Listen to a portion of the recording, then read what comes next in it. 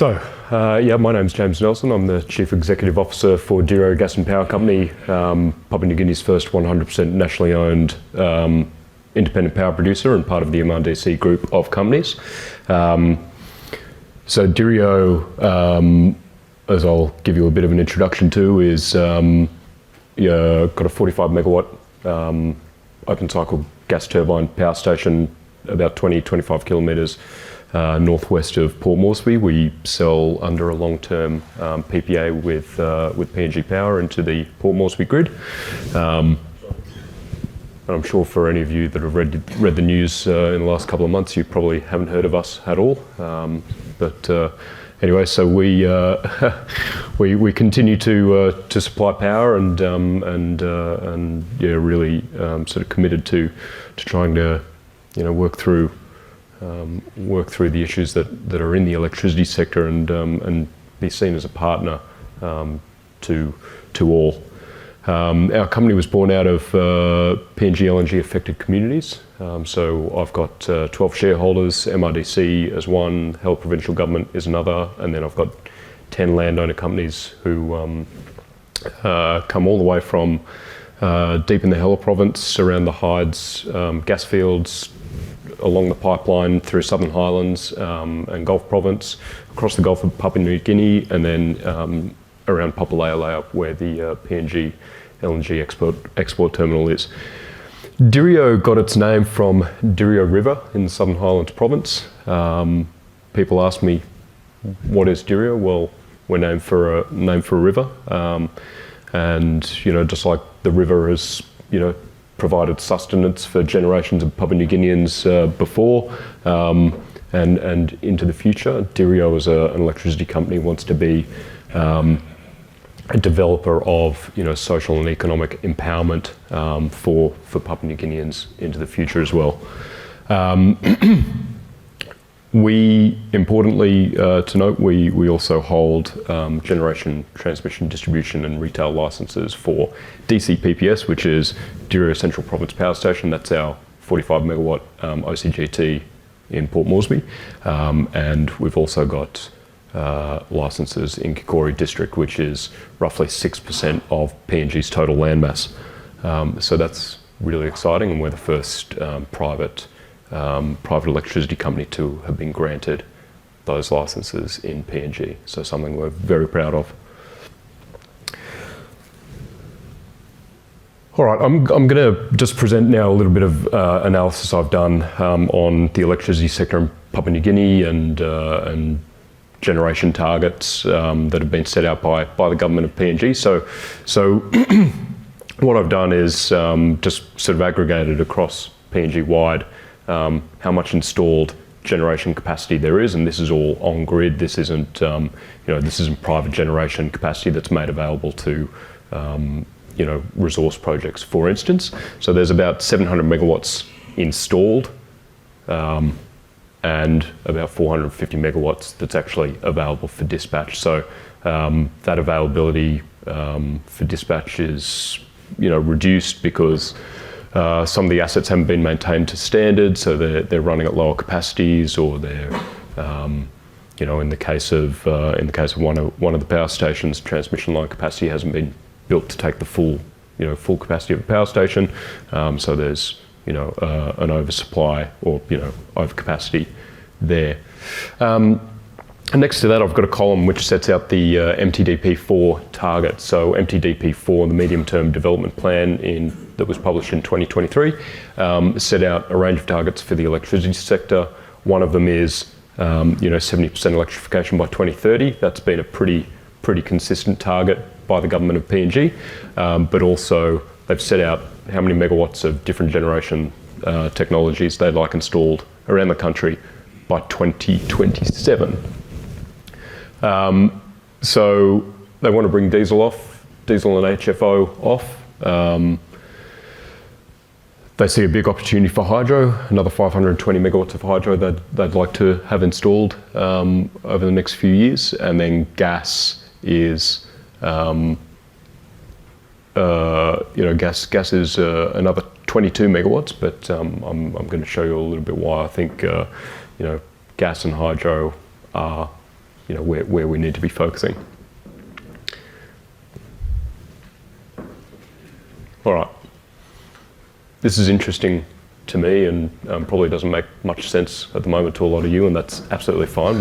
We'll work through it. We'll get there. So this is basically 365 days, half-hourly electricity consumption in Port Moresby for 2022. Interestingly, all of these little drops down to zero. That's where the grid was out. 2.7% of the year, I think, the grid was out. But you see a pretty consistent base around 65, 70 megawatts, and then a peak pretty consistent around 130, 135 megawatts.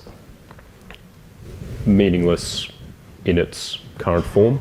We're just going to rearrange this data into what's called a load duration curve, right? So we rack and stack this the demand into a load duration curve, which basically gives us the percent of the year where demand exceeded a certain level of megawatts on the vertical axis.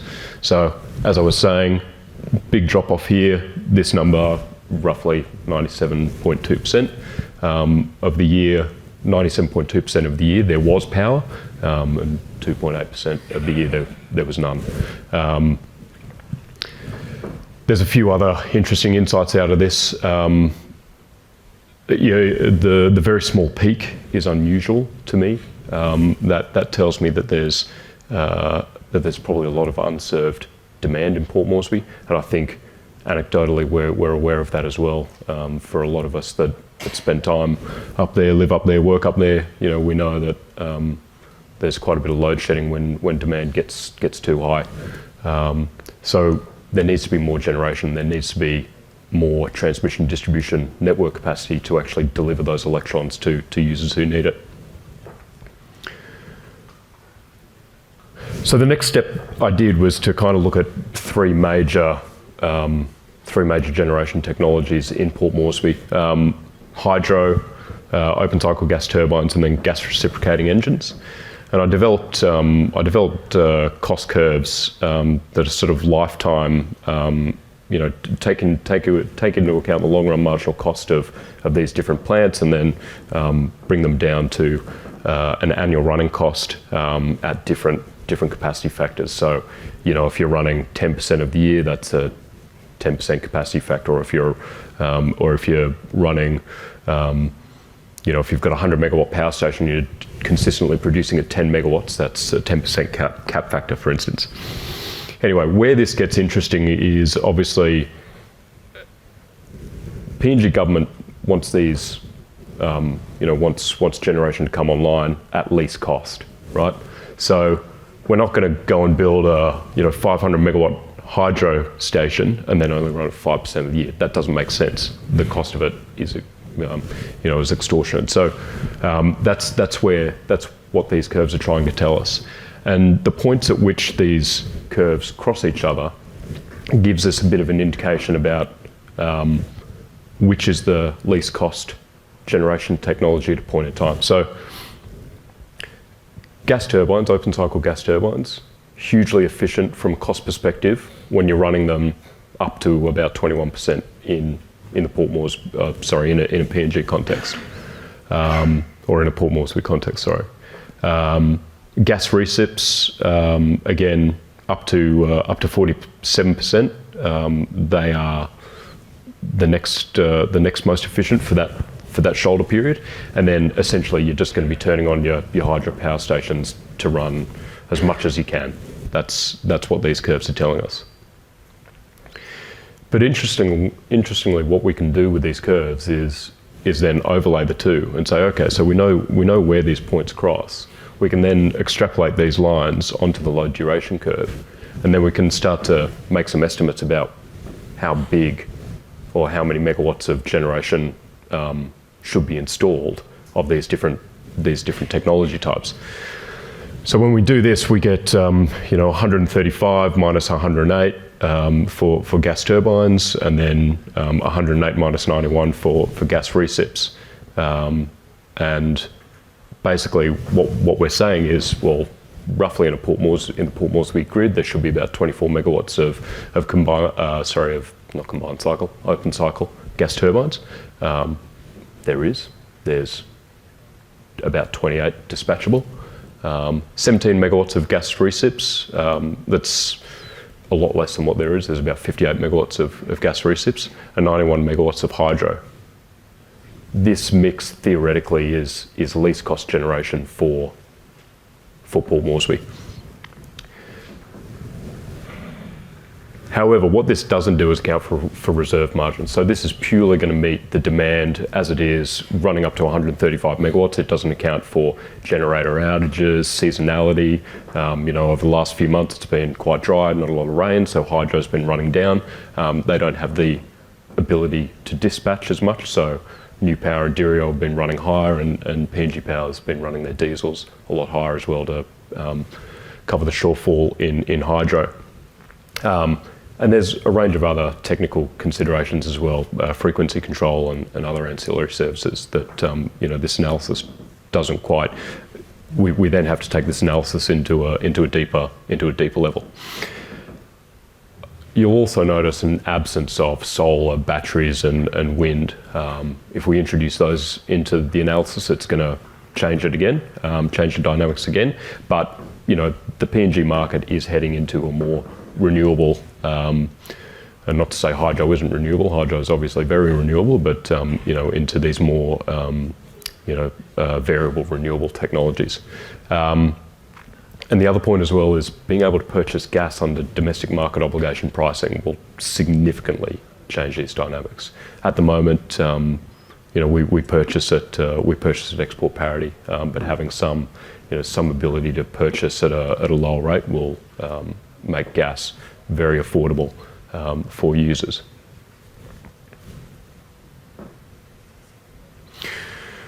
So that was some great analysis that I really enjoyed doing and presenting to you. But we're all here because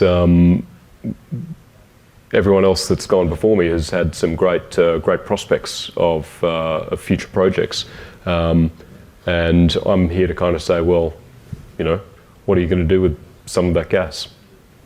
Come talk to me.